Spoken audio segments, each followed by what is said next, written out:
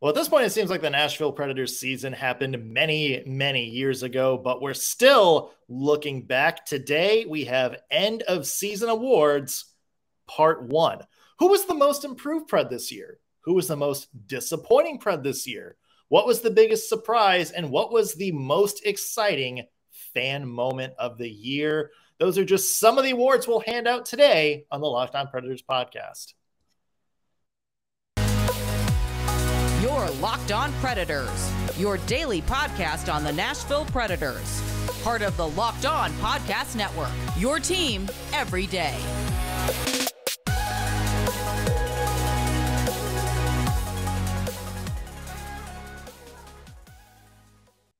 Thank you for making Locked On Predators your first listen of the day every single day. We are your free daily Nashville Predators podcast, available to you wherever you get your podcast and on YouTube.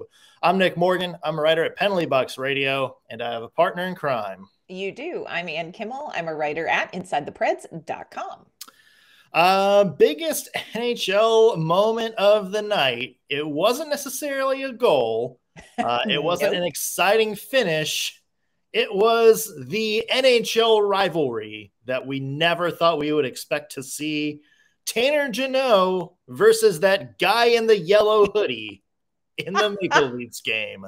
Yes. A legendary rivalry for the ages here in the Stanley Cup playoffs.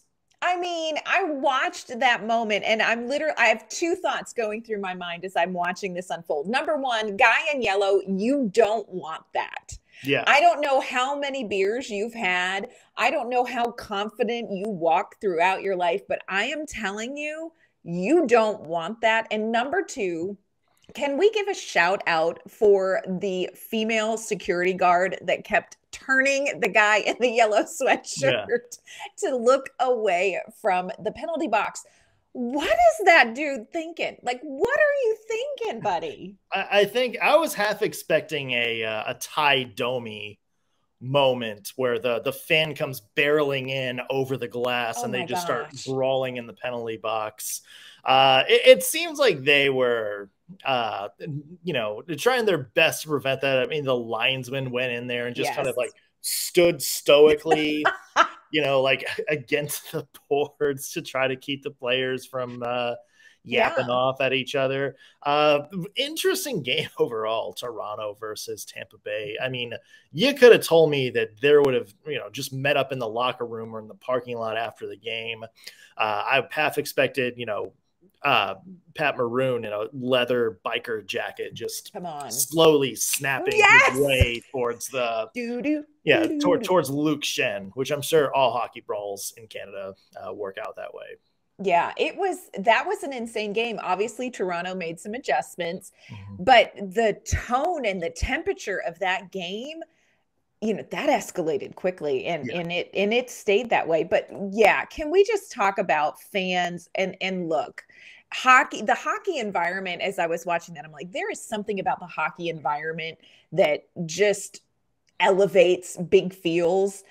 But you can't drink so much at a hockey game that you think you can take Tanner Jeannot. Like, you've just got to go with a friend that's going to be like, dude, no. Yeah. Part of us really wanted to see it happen. It would have been so short, guy in yellow. You would not have lasted. Yeah. If it wasn't before, I feel like game 3 in Tampa is going to be the one game for this entire postseason you have to circle on your calendar. That fan in Toronto almost got a big punch in the face. And you know what, Ann? You know what else feels like a big punch in the face? What's that? The fact that the Nashville Predators aren't in the playoffs this year. It does. As we've been saying all week, the Predators are not in the postseason. It's the first time since 2014 that it hasn't happened. So we're fully into off-season mode at this point, and we've looked forward a few days. We looked back yesterday with a plus-minus, but now it's time for the marquee look backage. And today we are starting our 2-part end of season awards. We got some fun ones. We've got some, generic ones. We wanted to make this fun. We have a lot of fun categories. We're going to break up some and do today. We're going to do the rest on Monday. kind of the big marquee ones like offensive player of the year, defensive player of the year, top prospect. That's coming up later this week. But today we got some fun stuff. Most improved, most disappointing player, goal of the year, most exciting moment, most disappointing moment, and biggest surprise. And I've been told, Ann, you have done your homework on a number of these. Well, it's really hard to classify. We talked about this. It's hard to classify this season because it is the tale of two seasons. And it literally feels like, to go back to late October, early November, I almost can't mentally get there. So it did take quite a bit of investment of time and research to get a better picture of this whole season, because it's been a roller coaster, y'all. Yeah. I have a feeling where there's going to be some overlap here and maybe some discussion on which category certain things belong to. It's like the Golden Globes. It's like, all right, is this really a musical or comedy? Or are they just putting it here because there's already 5 good dramas? Yeah, we should have come up with a name for our award. Let's do that for next off season. Like not a Tony, not a Golden Globe, but a something. We're going to workshop that. The Preddies. The Preddies. There it is. Yeah. Let's give out our Preddies. There we go. Lock it in, folks. Nailed. There's probably who knows. We'll just move on, shall we? Yeah. And let's get to our first end of season award. Let's start with one of the bottom ones. Most exciting moment. This can be one where, just as a fan, something that you caused a lot of excitement, that you saw this happen. It could have been off the ice, it could have been on the ice, but just something that as a fan got you very much hyped. Yeah, so there were actually, despite the ups and downs of the seasons, there were several good options for most exciting moment, but I had to take the one that just was so big in the feels, I almost couldn't stand it. And for me, that is the shootout win over Calgary on April 10th, in which the Predators kept playoff hopes alive and, oh, it was fun, eliminated the Calgary Flames. You know, going into this game, this was a must win for both teams. Tied at the end of regulation, tied at the end of overtime. You're looking at a shootout, which is Saros versus Markstrom. Jonathan Huberdeau scores on his first shot on Saros. So you're kind of feeling like, oh man, no. And then, you know, a couple more players go. And then up comes Cody Glass, who, I don't know, maybe we'll talk about him a little later for a Preddy. But Cody Glass comes up the entire season on the freaking line. My stomach's in my throat, and Cody Glass, with so much swagger and confidence, scores on Jacob Markstrom. And then, you know, just because this is the story of the season, Tommy Novak goes out there and scores the game winner to eliminate the Calgary Flames and to keep this weird, wonderful, wild young Predators team ride going. I loved this moment. It was the highest of stakes, and the team came through. Is that the most exciting moment, or the moment that nearly gave you a heart attack? It really was. It was rough. And it was funny because my husband had gone to bed and he said, let me know in the morning how the game goes. I may or may not, when Tommy Novak scored, have squealed. And my husband yells from the bedroom, I said, let me know in the morning. In a way, yeah. I mean, kind of was all around, right? Yeah. Yeah.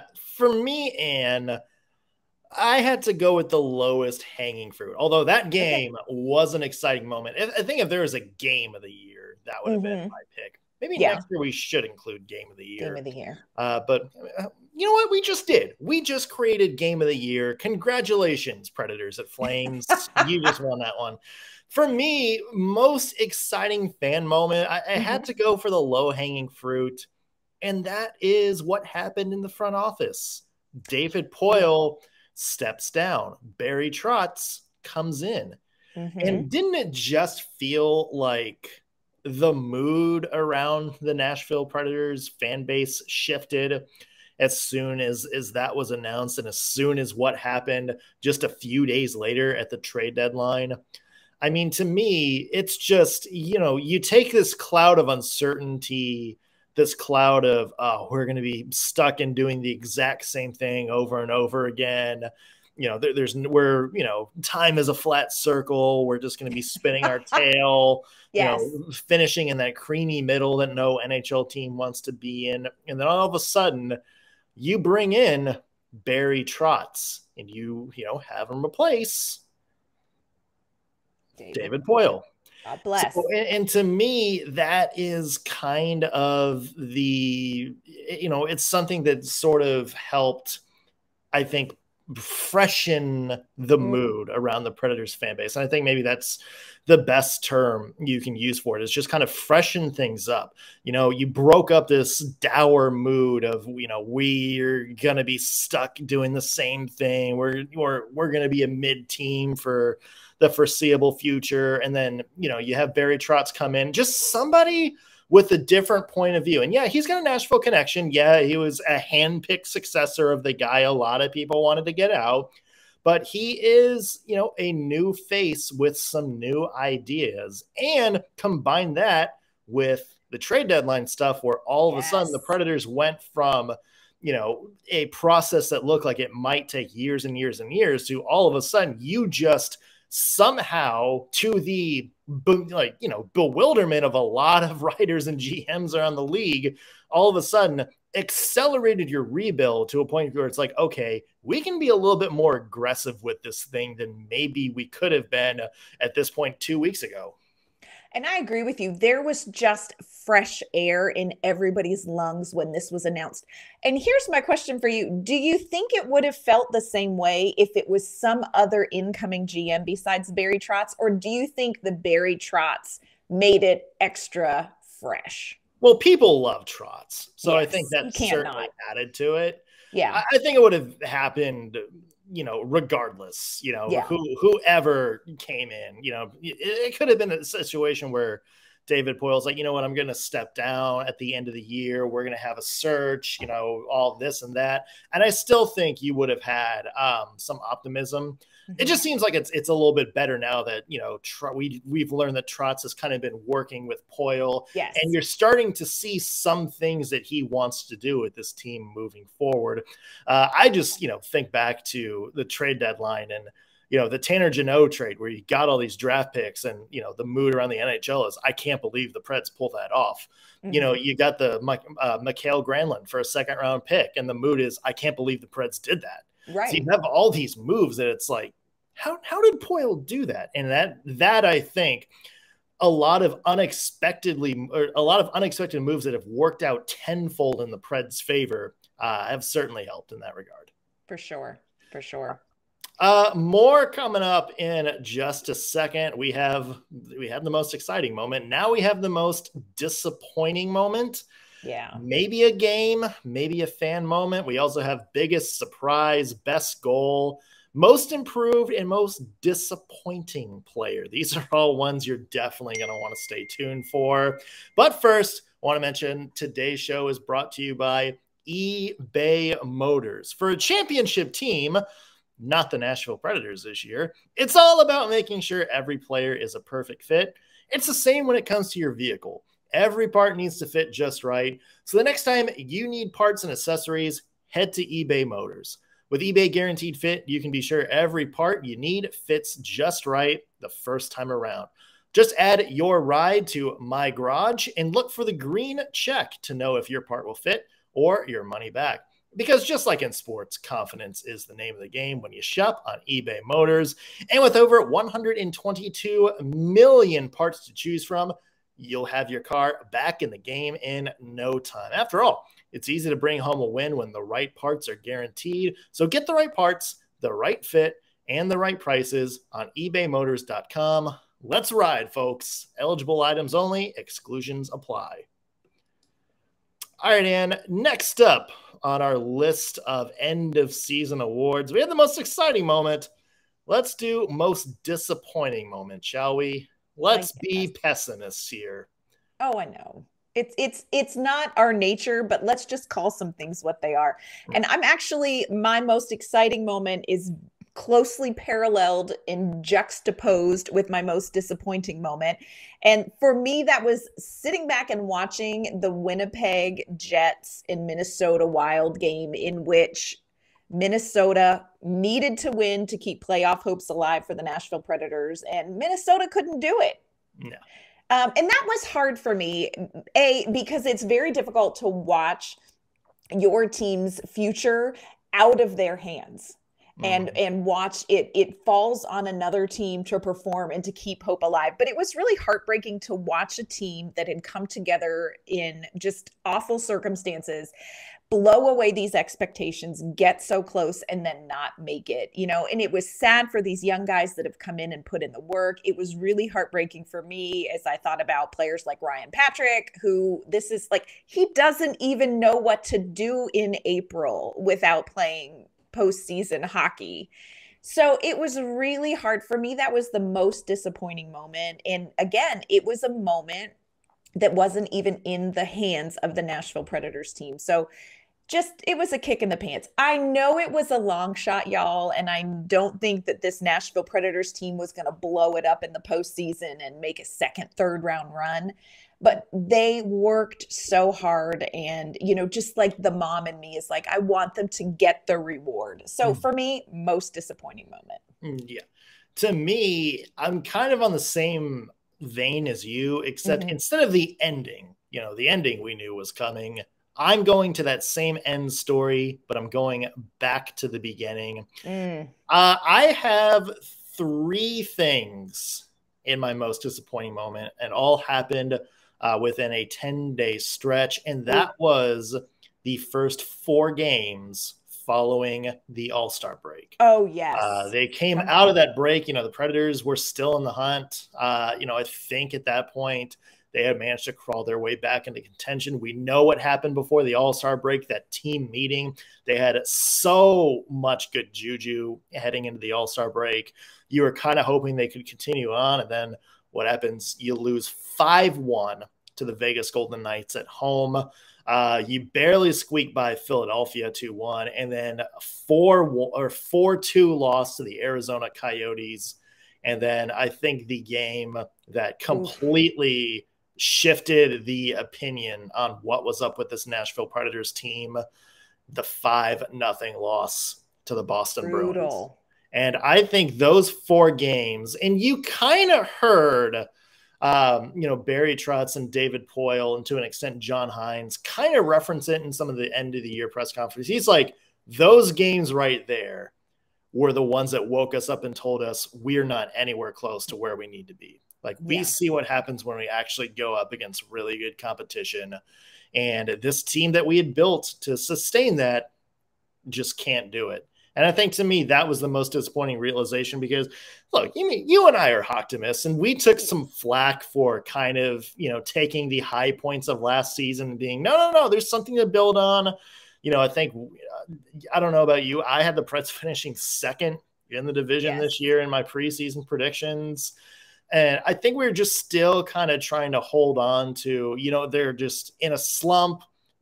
These guys need to get going. This is on the players. They need to figure it out. They need to get back in form. And then I think that those 4 games were what told me it's like, okay, this isn't working anymore. There's got to be some major changes coming. Yeah, that stretch was definitely where I think everybody realized that the consistent thing with this Nashville Predators team was going to be inconsistency. And it was a kick in the gut. I had that down as my runner-up. I completely agree with you. That stretch, gosh, that was brutal. It was brutal. Yeah. Not fun, Ann. Not fun at all. Let's go to goal of the year. Come on. Let's just let me ask it like this. Yes. Do you have anything other than Juuso Parssinen? Is there anything other than Juuso Parssinen? No, my friends. I was really thinking, it's like, is there like another candidate we can at least like mention? And I was like, I don't know. It just like the Parssinen goal is just going to be burned into my brain forever. The fact that it was an overtime. Yes. The fact that I think that they might have been out of it at that point, but it was like, at that point, I think that kind of clinched Minnesota being third and not being to climb back up. But everything about that goal, the fact it was between the legs. Come on. The great play from Ryan McDonough to make it happen between the legs, the fact that it was an overtime winner. But let's talk about the best part of this, Anne. Yes. And that's the celebration. Come on. Is there anything that Juuso Parssinen could have done better in that celebration?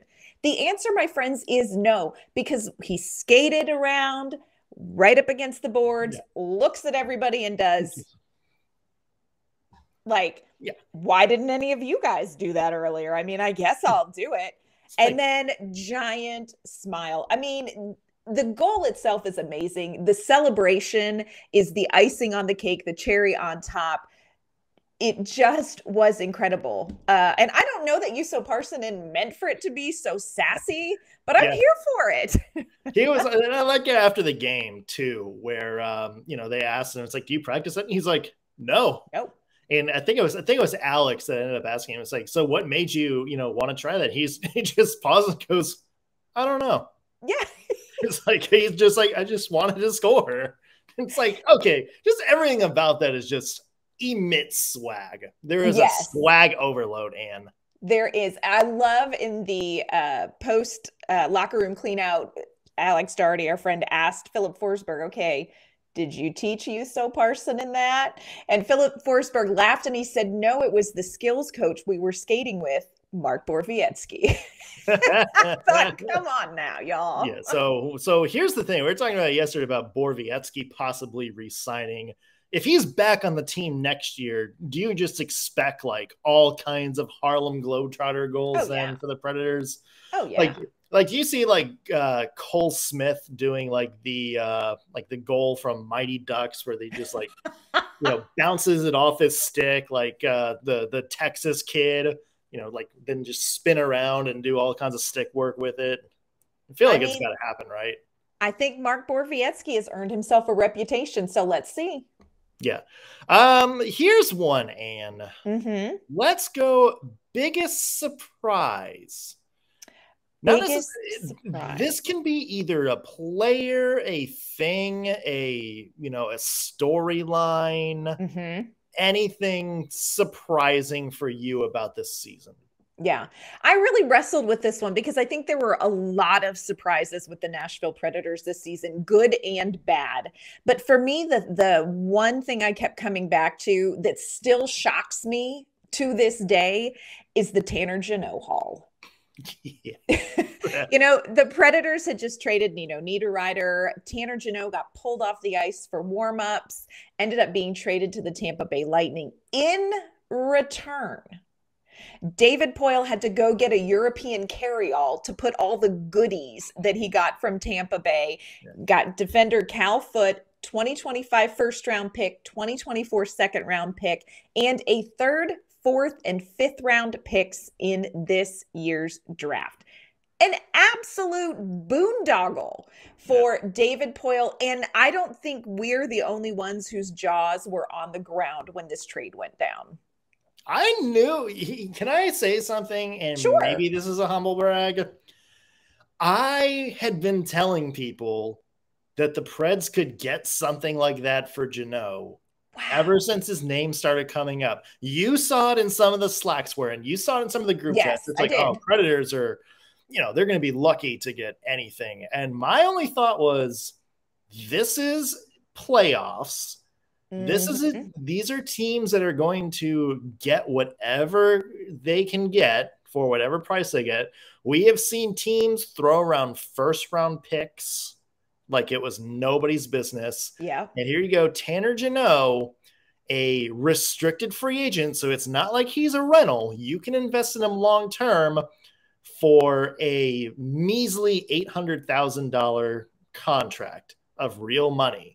Yeah. All of that added up. And I was like, don't be surprised if there is a team out there that is just willing to give up a massive package. And let's not forget, Tampa Bay just last year gave up 2 first-round draft picks and 2 prospects for Brandon Hagel a guy on the third line who at the time of his trade last year had the same amount, the same similar scoring stats as Tanner Jeannot had last year. So I was like, I'm not surprised if a team just wildly overpays for Jeannot. And they did. Yeah. You called it. You did. I will say, in your defense, you were like, y'all just wait. Y'all just wait. But I'm telling you, that haul, I think, rocked the NHL. Yeah, it absolutely did. Biggest surprise for me, and not necessarily a player, not necessarily anything to do with a game, but it has to do with what said players were wearing during a game. And I have to say, the biggest surprise for me is how good the Predators reverse retros look this year. Let's go. Because we've seen a lot of teams across the league drop the balls with reverse retros, just trying to, make it too much, trying to make it look kind of like one of their old beloved uniforms, but, just something wildly different.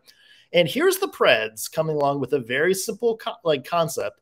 Let's take the Mustard Cat jerseys, which now live in lore as, it's been long enough that they've gone into like the Gorton's Fisherman jerseys for the Islanders, where it's like, that's true. It's like, it's been such a long time and so in lore that it's like, okay, we kind of got to wear them now. They're vintage. They took that concept and just made it the Preds' modern colors, and they look so clean.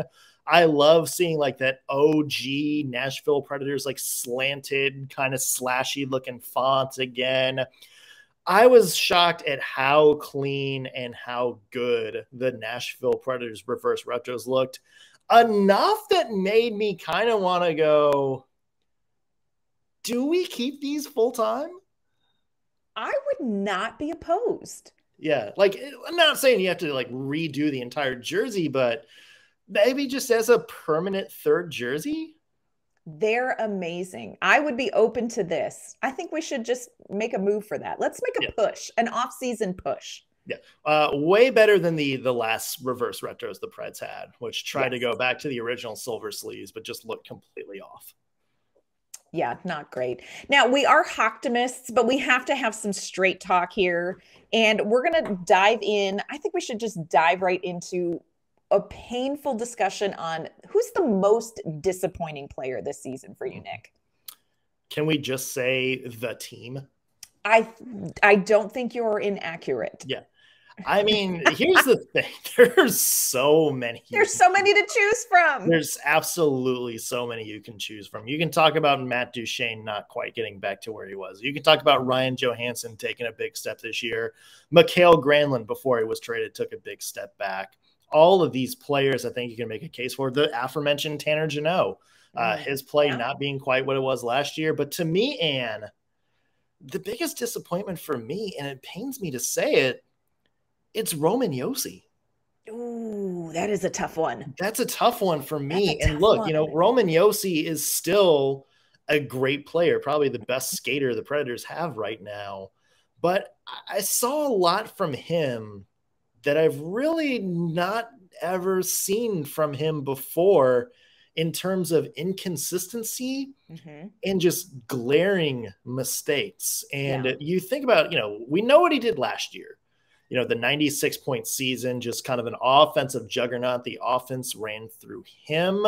He took a step back this year too. That's part of it. But for me, the thing with Josi is just how far he's fallen defensively. I mean, you think back to when he won the Norris in 2020, and, we kind of saw the reverse of it last year, but all the analytics showed Josi, and it's like, he's not just like a good offensive player. This guy, the statistics show, is one of the best defenders in the NHL, just so good in his own zone. And I'm not really sure what's happened the past few years. I don't know if losing Ryan Ellis, who himself was one of the best defensive defensemen in the NHL, hurt him a little bit. I don't know if it's just the fact that, the Preds have never quite seemed to find a permanent, partner for him over the past couple of years since that Ellis trade. But his defense it just seems to have fallen way off. And you saw it this year, just a lot of kind of textbook mistakes that maybe you see from like a younger defenseman, not somebody as, defensively gifted as Roman Josi should be. Yeah, that's a painful one, but I can't say that I disagree with you. This was not a stellar year for Roman Josi, especially after what we saw last season. My disappointing player, same situation. This is somebody who had a stellar season last year. And let me preface all of this by saying, no one tell my husband to listen to this episode, because they say marriages argue over two things, money and sex. In our marriage, we argue over Matt Duchene. But Matt Duchene is my most disappointing player this season. Went from 43 goals, 43 assists, set a franchise record. This year, he started out with the same line mates, just never got back to that form. The power play was a big part of his game last season. It was not a great power play season for Matt Duchene. This was a disappointing season for Matt Duchene, and of course injured down the stretch. But even when he was, in the first half of the season where you had all these veterans together, he just didn't seem like he was getting it together. When you had him in the locker room on the ice with these younger players down the stretch a little bit, it still seemed like pulling teeth. So for me, Matt Duchene, forgive me, he was my most disappointing player. Also, don't tell Mark. Mark Kimmel is going to hear this episode and just have an absolute field day with this hand. I'm telling him that we took Friday off. There you go. Smart play all around. Yeah. Yeah. I mean, it's hard to argue with that, though. I mean, it's just, you saw what Matt Duchene happened last year. You saw what happened when he was against good line mates, and he just, for whatever reason, just couldn't elevate his play. Yeah. And that is a big reason why the Nashville Predators just couldn't quite hit that second gear.